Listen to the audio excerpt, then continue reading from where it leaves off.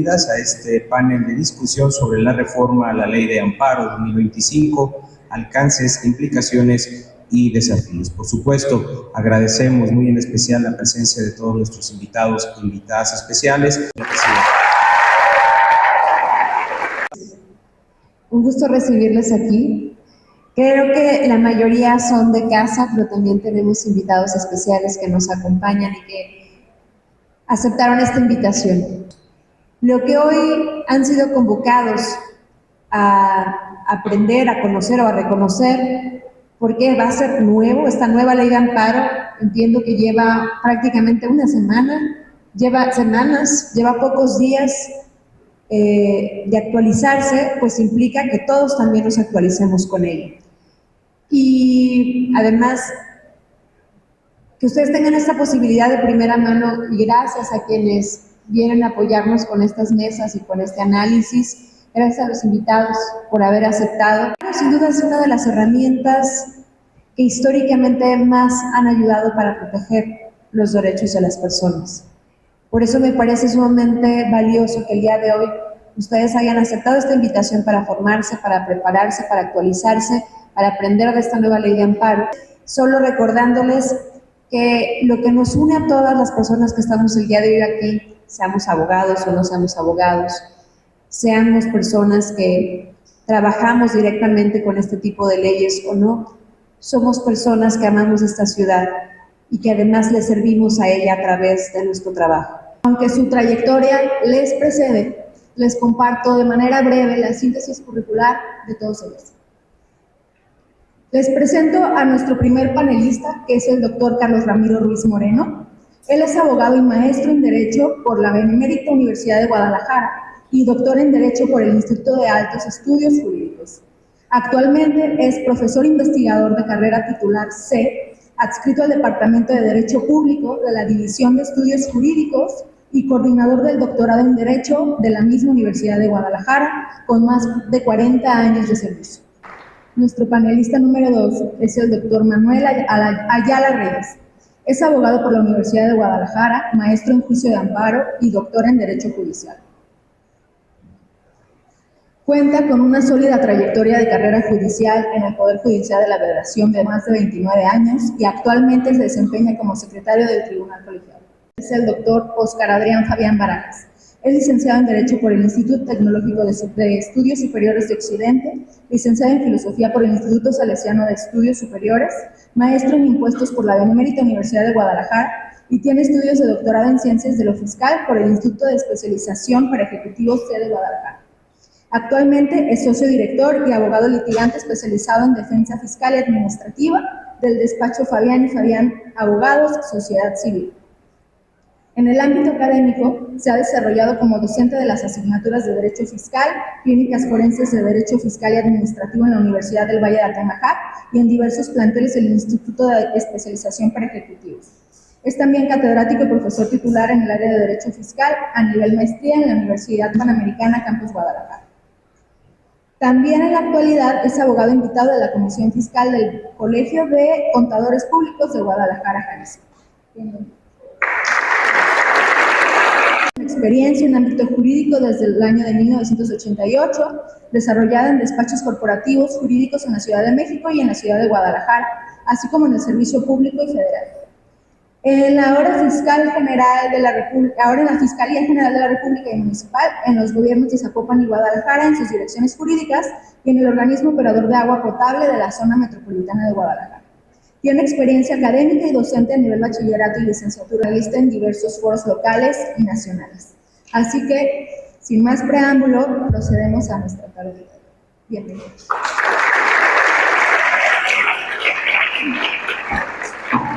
En el debate y en el discurso público, las reformas a la ley de amparo, podríamos decir que traen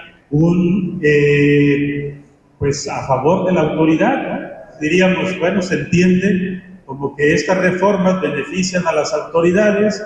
El neorromanismo, el pertenecer a una escuela jurídica, un sistema familiar de derecho público positivo, como es el neorromanismo, nos implica creer que la norma legislada, puesta en blanco y negro, es la expresión máxima de todas las formas de compromiso jurídico. Podemos hacer de las reformas a la ley de amparo, como decía el maestro José Díaz García Parra, parece que corre a fortalecer aún más frente al gobernado la protección de los actos de autoridad que motivan el poder otorgar esa caución que es la suspensión del auto reclamado por un particular a una autoridad cualquiera.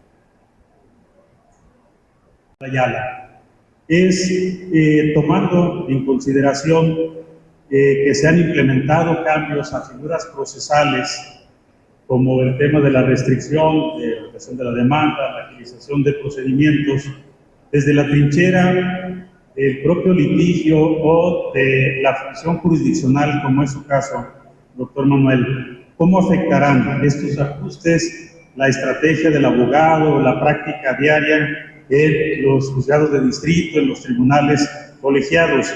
¿Qué representa la apuesta por el amparo en línea en el contexto de la brecha digital?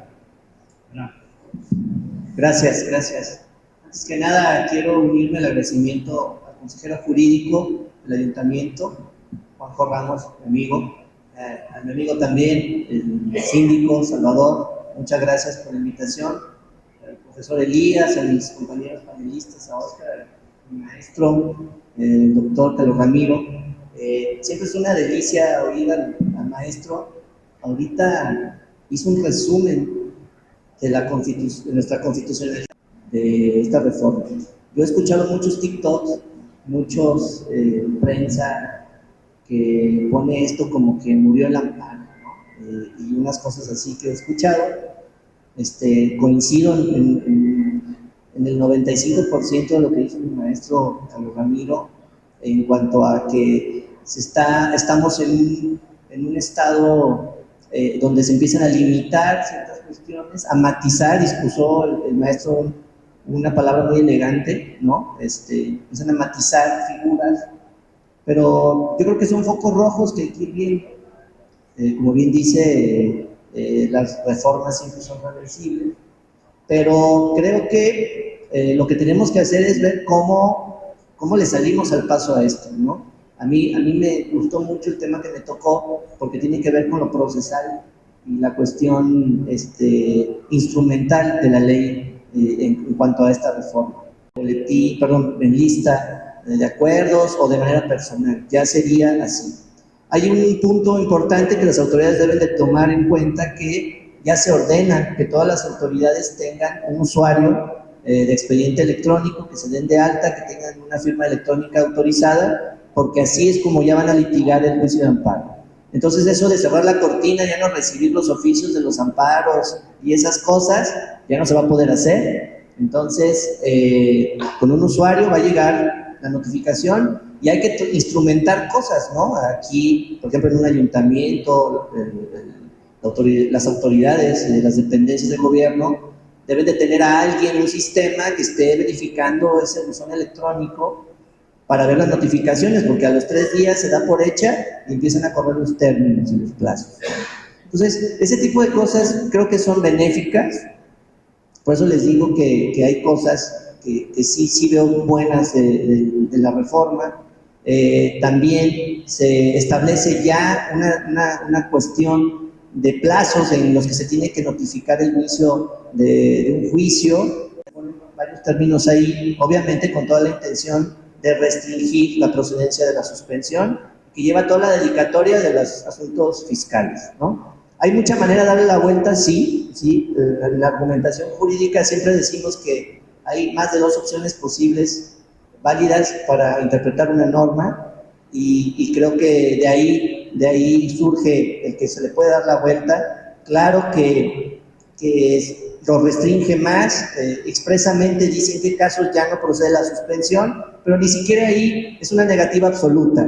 Ahorita nada más basta con ese mensaje porque no tengo más tiempo. Transitorio del decreto es un Frankenstein, ¿verdad? El primer error es que denomina la ley de amparo como una ley procesal, cuando no lo es. Es una ley mixta, y con esto termino para dejarlos picados. Gracias. Entre otros aspectos que se han señalado en relación con esta reforma a la ley de amparo, está el señalar que tiene una dedicatoria muy especial en el ámbito fiscal y hasta inclusive hasta de carácter personal. En ese sentido, doctor Oscar Adrián Fabián Barajas, uno de los puntos más controversiales sobre esta reforma es precisamente nuevas limitantes al término de la suspensión, tanto provisional como definitiva, específicamente respecto de actos vinculados con lavado de dinero, créditos fiscales firmes, temas de seguridad nacional inclusive. La pregunta detonante en este caso, doctor Oscar Adrián, es: ¿se está priorizando realmente el interés social y la recaudación por encima del debido proceso? ¿Cómo se armonizan estas nuevas restricciones con el principio de no retroactividad en casos ya iniciados, particularmente en materia fiscal? Sí, gracias por la pregunta. Muchas gracias al Ayuntamiento por la invitación, al síndico, al regidor. Muchas gracias por permitirnos estar aquí. Es un privilegio poder hablarles, poder compartir pues esta tarde con gente tan inteligente y tan letrada que nos permite también avanzar en la parte del conocimiento del derecho. En principio, bueno, voy a tratar de dar respuesta a esas dos preguntas que me hace, maestro, pero quisiera hacer un breve contexto sobre lo que pretendió la reforma y sobre lo que logró la reforma. En principio, el planteamiento inicial que realiza la reforma en materia de defensa fiscal y defensa administrativa estaba completamente vinculada a los asuntos relacionados con el procedimiento administrativo de ejecución por asuntos o resoluciones firmes y o con asuntos en los cuales podríamos alegar la prescripción de la deuda fiscal por el paso del tiempo. ¿Qué pasaba en la práctica para que todos podamos tener un contexto importante? Bueno, pues los abogados de pronto presentábamos en ocasiones juicios, tanto en materia de legalidad, juicios contenciosos, y en ocasiones inclusive amparos directos, amparos indirectos, según fuese la razón del acto, cuando ya había resoluciones sobre créditos fiscales que se encontraban firmes y se buscaba una segunda oportunidad para su litigio cuando iniciaba el procedimiento administrativo de ejecución. Hablemos en este punto sobre todo a nivel federal, pero también sucedía en casos a nivel estatal. Ejemplos muy concretos con créditos fiscales del SAT y sobre todo con créditos fiscales en materia de seguridad social, Infonavit y el IMSS, porque de alguna manera la mecánica de cobro resultaba muy lenta frente a las actuaciones del propio particular. Entonces, de pronto un contribuyente ya se había defendido, llegaban con un acto de ejecución y el contribuyente de manera tramposa, por decirlo de esa manera, alegaba que desconocía de dónde venían esos créditos fiscales e iniciaba un segundo litigio.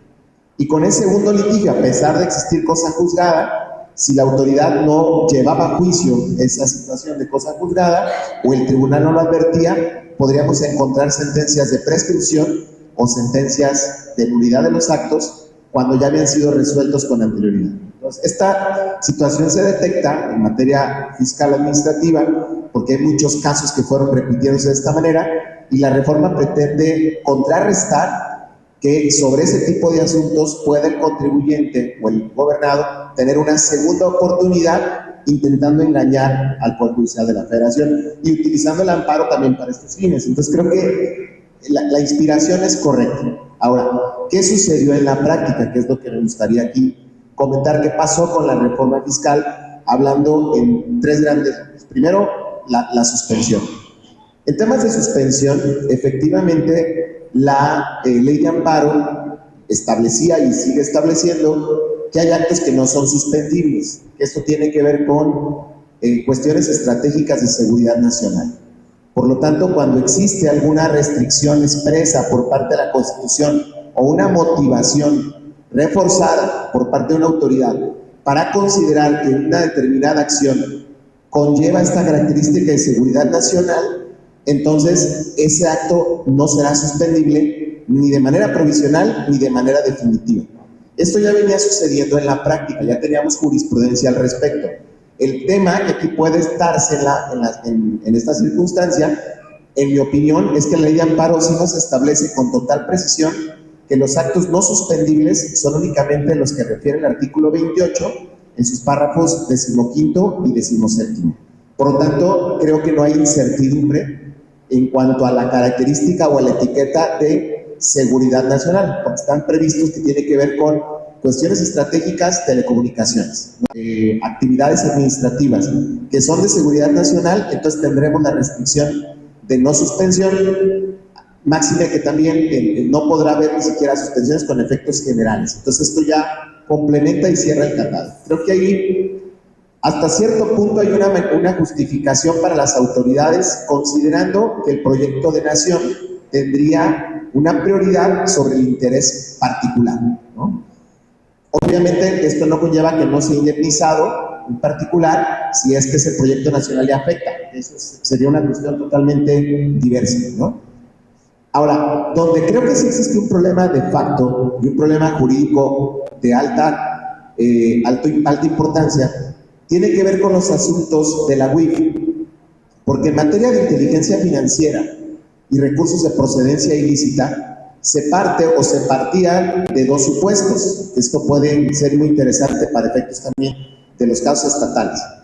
El primer supuesto tendría que ver con resoluciones internacionales que solicitaran el apoyo de la autoridad mexicana para contrarrestar una organización de recursos de procedencia ilícita. En esos casos, la jurisprudencia resolvió que no se necesita mayor petición más que la petición internacional para efectos de que se pueda bloquear los recursos y el uso de los recursos de una cuenta bancaria, por ejemplo.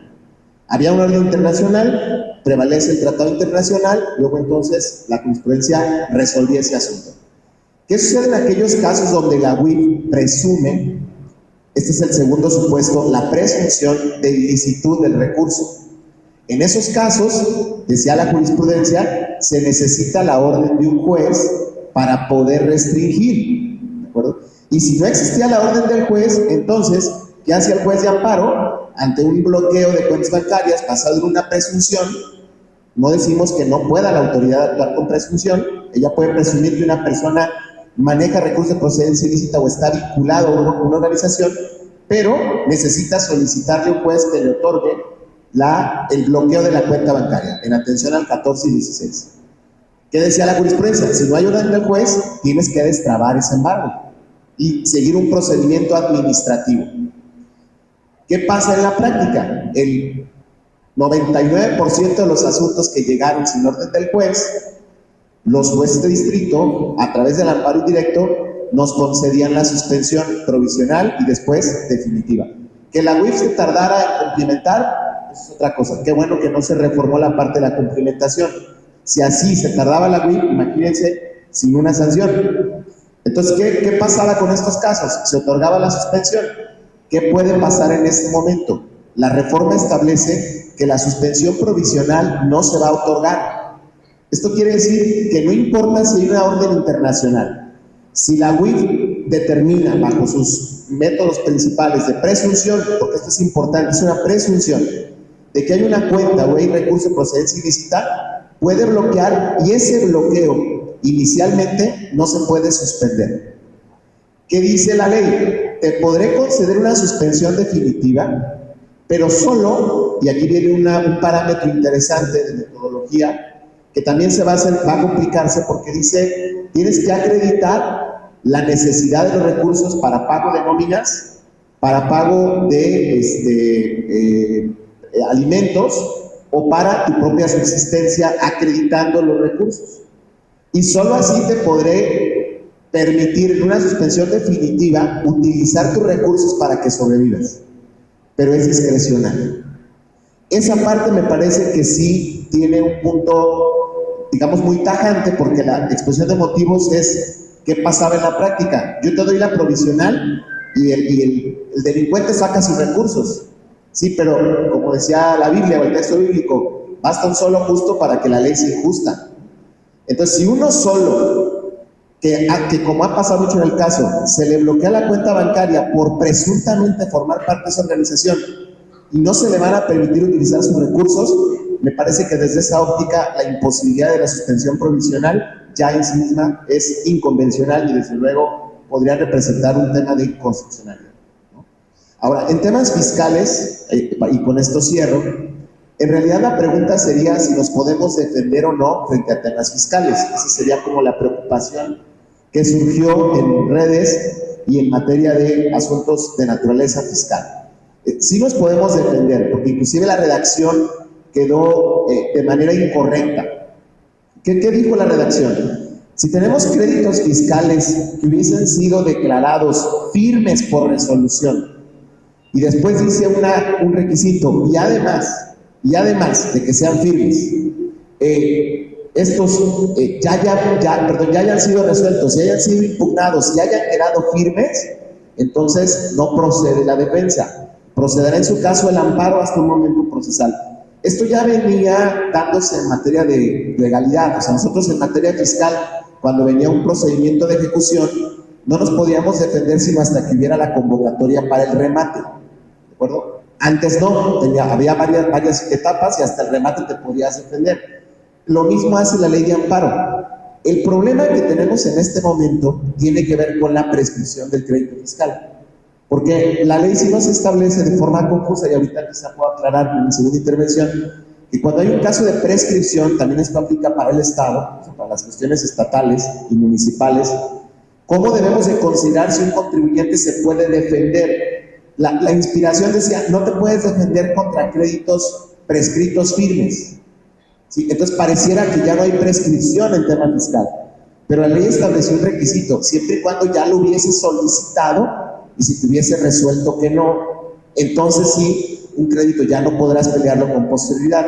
De tal manera que un crédito depende de los años que establezca la legislación estatal, federal o local para que prescriba, sigue estando vigente y sigue estando la posibilidad de defenderlo por las vías legales de primera instancia o en su defecto por el amparo indirecto. Creo que por ahí tendría mi conclusión. Desde luego, el caso de retroactividad, ya discutiremos ahorita sobre si hay o no derechos adquiridos. Yo también coincido en que la ley de amparo no es solo una ley procesal, y me parece que aquí la confusión de en qué momento adquirimos derechos durante el procedimiento es un tema de suyo importante para entender de qué forma proceden, por ejemplo, el caso de las suspensiones. Si yo tengo una suspensión provisional y definitiva y varía la situación de hecho, piensen ustedes, por ejemplo, una garantía que ya venció su plazo y la quiero renovar, ya tenía yo la suspensión definitiva, pero voy a renovar mi garantía. Es una nueva situación jurídica, de hecho, que ya me aplica la nueva reforma o conservo el derecho adquirido. Ese es, por decir, un tema muy simplificado de lo que es de reforma. Muchas gracias. Muchas gracias. Ahí tenemos Activismo, donde hay una mayor intensidad del principio de deferencia hacia el legislador. Entonces, pues, esta nueva redacción de la ley de amparo, donde define ya el interés legítimo, pues se va a estar interpretando de manera literal, ¿no? Y es muy peligroso porque sabemos que la interpretación literal es menos dinámica que una interpretación jurisprudencial, ¿no? Entonces, cuando dice ahí el artículo 5, cuando habla del interés legítimo, que dice más o menos, dice una lesión jurídica individual y colectiva real, ¿no? Si lo interpretamos literal, real, pues es que esté pasando. Entonces, si hay un río de agua contaminada y yo me voy al juicio de amparo alegando un interés legítimo, ¿qué tengo que demostrar? ¿Que ya me enfermé? Eso es lo que atemperaba la jurisprudencia, y es muy diferente cuando está en una norma. Bueno, quisiera retomar, realmente hay aspectos bien interesantes en lo que se ha comentado. Voy primero a retomar una parte de lo que me preguntaba el maestro en mi ponencia inicial, y después me gustaría hacer algunos comentarios sobre lo que ustedes han anteriormente dicho. Primero me preguntaba usted si la recaudación se establecía por encima del interés social o personal. Considero que en esta reforma, en apariencia, sí habrían mayores mecanismos para que la autoridad pudiera cooptar la defensa fiscal de los contribuyentes, pero me parece que la redacción que se estableció ya definitiva de la legislación sí establece requisitos que no impiden del todo que el contribuyente pueda seguir defendiéndose. Me parece que es más delicado lo que viene con la reforma al Código Fiscal de la Federación, y que ojalá nos inviten la siguiente semana, que ya se va a aprobar, porque esa sí nos va a asustar. O sea, esa sí me gustaría que lo escucháramos todos, porque esa sí es más delicada. Esta creo que en temas fiscales quiso hacer como homologarlo, pero al final dejó abierto el tema sobre todo sobre prescripción, que es lo que entiendo que aquí podría afectar a las autoridades municipales, ¿no? Me parece que ahí tendría un tema interesante. Lo segundo, ¿la reforma es una gran reforma constitucional? Definitivamente no. Definitivamente no alcanza esa característica. Y aquí quiero retomar lo que usted dice, maestro, en relación sobre la reforma del 2011 y sobre el parámetro de regularidad constitucional, que en mi opinión quedó intocado, pero que ha venido mermándose. Y a mí sobre todo me preocupan las sesiones actuales de la Corte, porque en la sesión actual de la Corte algunos de los ministros han planteado que no se visualice la aplicación del derecho y de la Constitución desde el enfoque del principio pro persona, y sobre todo desde el principio de interpretación conforme, que es el que me parece que podría permear todo el sistema que usted planteaba y que también aquí mi colega Manuel decía. Pero me preocupa porque ellos han establecido, algunos, que debemos de visualizar la protección de derechos humanos en temas económicos según el impacto que cause a la tesorería de la Federación. ¿Qué quiere decir esto? Que si hay asuntos muy fuertes económicamente hablando, eso daría pie para no conceder el amparo, cuando esto no estaba en el parámetro de regularidad constitucional. Hay un asunto muy interesante actualmente, que ustedes lo han visto en prensa, donde una de las ministras manifiesta abiertamente que no se resuelva hasta que no exista un dictamen donde se pueda visualizar la Corte cuánto es el impacto a la tesorería. Y algunos de los ministros en retiro dijeron, oye, espérame, no, es que nosotros no vemos eso, lo que nosotros vemos es si hay violación o no a los derechos fundamentales. Este cambio de parámetro sí me parece delicado, aunado a lo que usted maneja como positivismo, pero que las últimas dos reformas constitucionales, sobre todo en prisión preventiva oficiosa, han establecido una cláusula de literalidad que yo no había visto en muchos años. ¿Qué dice la cláusula de literalidad? Expresamente nos dicen las reformas. O sea, son tan burdos perdón por la expresión, son tan burdos que ni siquiera eso lo pudieron proteger. Y perdón por la expresión, que esto me molesta jurídicamente, no políticamente, jurídicamente. O sea, la ignorancia es molesta, ¿no? Pero ¿qué dice ahí? No se admitirán interpretaciones, serán interpretaciones literales. Y la propia redacción quedó mal.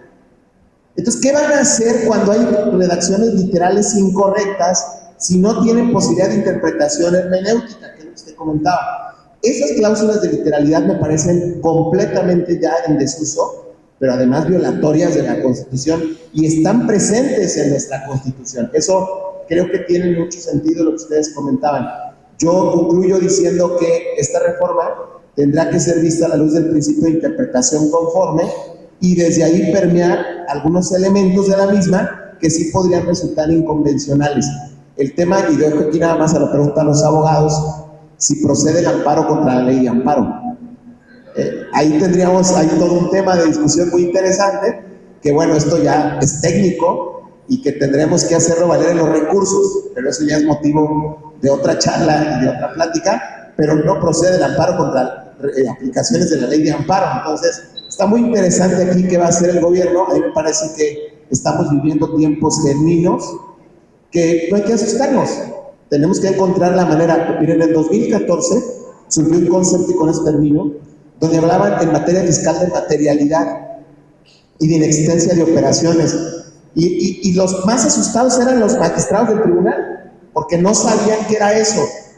Hoy, después de 10 años que hemos litigado, que hemos conjuntamente construido un parámetro de legalidad, hoy eso lo vemos con mucha calma. Yo creo que en 10 años más iremos entendiendo también que el interés simple, que el interés jurídico, el interés que ahora estamos discutiendo, puede resultar comprensible desde parámetros ya establecidos para los jueces, ¿no? Yo no veo que sea una gran reforma, creo más bien que fue una reforma que se intentó hacer para contrarrestar determinadas acciones de los abogados, pero creo que efectivamente tenemos mucho momento para poder seguir litigando y defendiendo los intereses de ambas partes. O sea, no solo del contribuyente o de los particulares, sino también de las autoridades. Creo que hay que hacer lo posible porque no se incumpla con la ley, definitivamente. Esa es mi opinión sobre estos temas. Muchas gracias, doctor. Pues vean ustedes. Primero, los actos dice que impidan o obstaculicen las facultades del gobierno federal en materia de financiamiento y contratación de deuda pública. Segundo, los actos que permitan la continuación de operaciones posiblemente relacionadas con el lavado de dinero. Y tercero, los actos que obstaculicen las funciones de la unidad de inteligencia financiera. Lo dijeron magistralmente.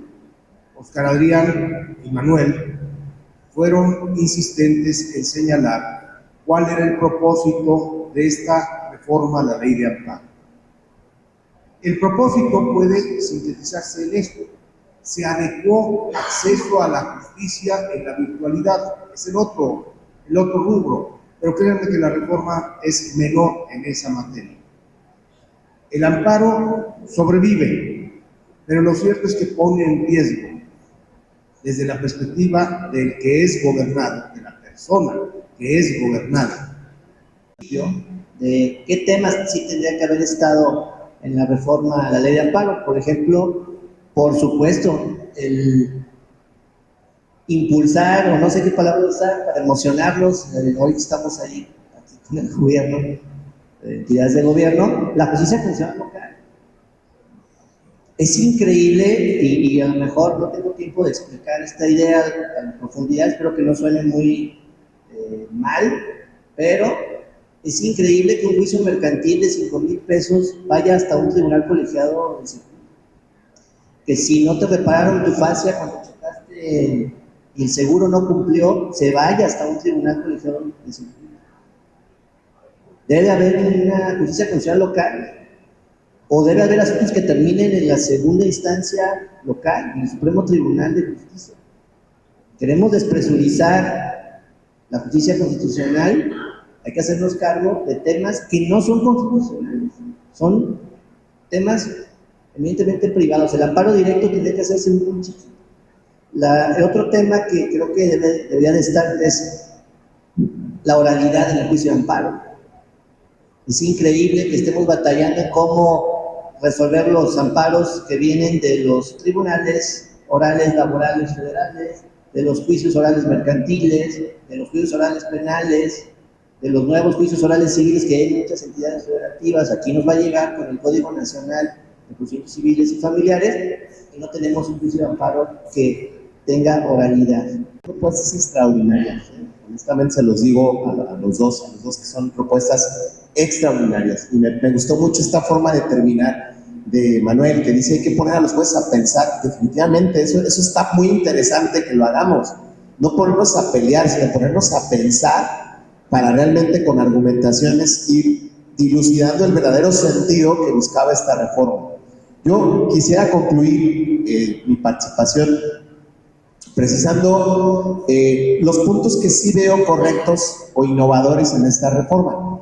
El primero tiene que ver con este parámetro, esta metodología que se exige al juez para recuperar un mínimo vital respecto de una persona que se ve afectada en sus bienes.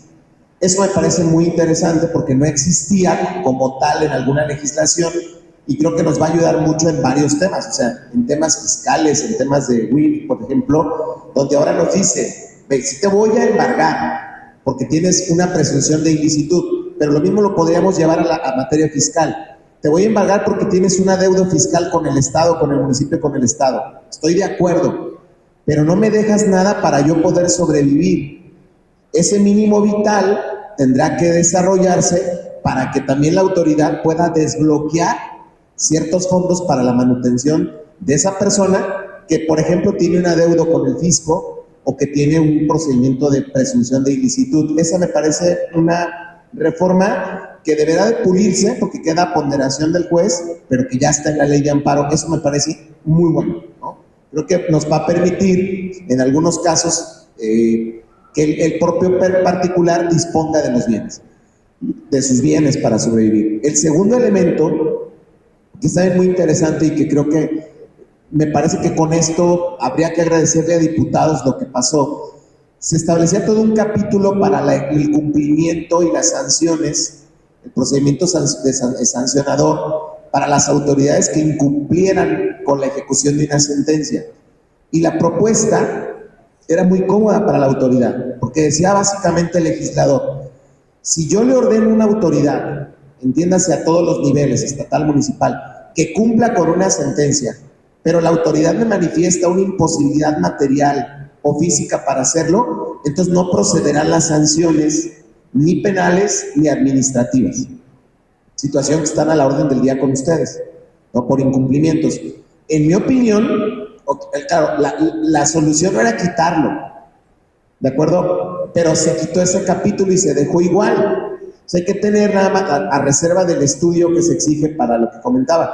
Pero a mí me parece que esa parte es buena también, porque sigue protegiendo que un contribuyente tenga certeza de que la autoridad está obligada a cumplir con una sentencia de amparo, porque si no, de otra manera esto sería inocuo, ¿no? O sea, no tendría ningún sentido. De ahí en más, creo que las propuestas que acaban de decir mis coparticipantes en este panel son extraordinarias y creo que habría que hacer eco poco a poco de estas intenciones que acaban de comentar. Me parece que esta frase de hacernos pensar, yo me quedaría con esa frase para esta reforma y con esta tarea, hacernos pensar sobre cómo mejorar la implementación y la operación de la justicia. Muchas gracias. Muchísimas gracias. Entramos. Me hacen dos preguntas. Dice: ¿podría la Corte Interamericana declarar la inconvencionalidad de las reformas? Y complementan esa pregunta diciendo: ¿el Estado mexicano estaría dispuesto a acatar esa sentencia? Bueno, efectivamente, la petición ante la Corte Interamericana sigue vigente. Habrá que demandar el sistema jurídico mexicano como tal, y por lo tanto el planteamiento tendría que ser contra todo el sistema de derecho como un sistema digamos, sistemáticamente violatorio, para que esto resultara procedente. Obviamente las sentencias de la Corte Interamericana al final quedan a discreción del Estado mexicano acatarlas, porque si bien es cierto que forma parte de esta Corte o que forma parte de la Convención, no necesariamente estaría obligado a acatarlo. De hecho, ya hay algunas resoluciones que alguna parte se ha acatado y otras no. Entonces creo que aquí pues siempre queda en el marco de discrecionalidad. No creo que sea el camino adecuado, aunque sí, o sea, me refiero al camino adecuado de todos, aunque sí creo que es importante que haya grupos representativos que demanden al Estado mexicano. Considero que no por esta reforma, sino en general por un sistema jurídico que pudiera resultar violatorio. Yo en este momento no lo veo de esa manera. Segundo punto, dice: ¿qué viabilidad tendría la inconstitucionalidad o inconvencionalidad de la reforma de la ley de amparo bajo la nueva composición de la Corte, tribunales, colegiados y juzgadores? Bueno, justo lo que comentaba aquí Manuel, pareciera que a nivel nacional la configuración de la Suprema Corte de Justicia de la Nación tiene un sesgo muy específico, y eso pues obviamente sus votaciones pudiéramos pensar que van a proteger el sistema de reformas del legislativo. De alguna forma el concepto lo dijo técnicamente la deferencia legislativa, que es toda una teoría interesante de análisis, estaría prevaleciendo por lo menos en la mayoría de quienes en este momento actúan como parte del Pleno. Por eso es tan importante darle seguimiento a las sesiones, como sucede, como ustedes lo ven en las películas en Estados Unidos, que los abogados estudian a sus ministros. ¿Por qué? Porque tienen ciertas tendencias, entonces esta situación nos ayuda mucho a entender las posibilidades o las viabilidades de un asunto. Por ejemplo, ustedes me preguntan en temas fiscales, ¿cómo estaríamos en una votación actual? 7-4 probablemente, o sea, definitivamente, y en el peor de los casos, pues 11-0, ¿no? O sea, ahí estaríamos como con una situación muy deficiente. Ahora, ¿cómo lo veo a nivel local, a nivel estatal? Muy diferente.